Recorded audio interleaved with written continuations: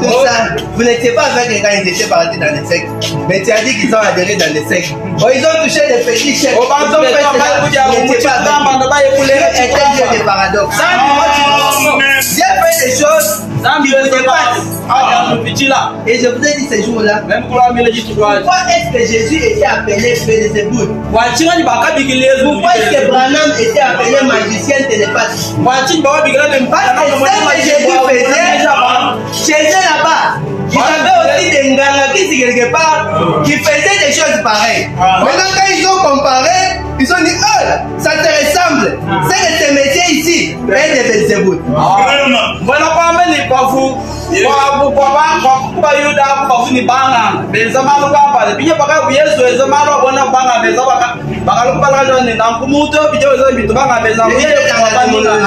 Branham donne un témoignage.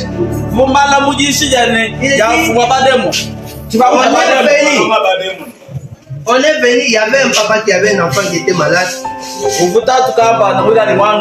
L'enfant s'appelait Johnny Morton. Ils étaient au Canada.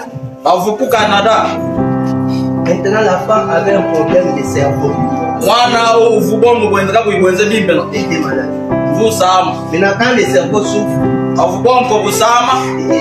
vous mettez un enfant au monde et qu'il y a un problème de cerveau, même les conditions de son corps, ça ne va pas marcher. L'enfant avait des petits, un enfant de 7 ans. Il y avait des petits bras comme ça. On les transportait. Un enfant de 10 ans. Mais on faisait porter des couches. Donc, très inapte là. Et le papa qui était au Canada a entendu parler de William Branham. Dieu a toujours un représentant sur la terre. Quand tu vas prier, tu vas prier dans ton coin là. Tu dis, oh, mon frère l'a dit. Dieu retire le Saint-Esprit. Je vais maintenant prier. Et Dieu vous s'arrêtera. Mon frère, il y a certaines fois, tu vas prier. Tu pries, ça ne tient pas. Dieu t'oblige d'aller voir un représentant. Oui. Il a commencé à prier. Ça n'a pas marché. Mais il a entendu parler de Branham. Il a dit maintenant, je vais voyager.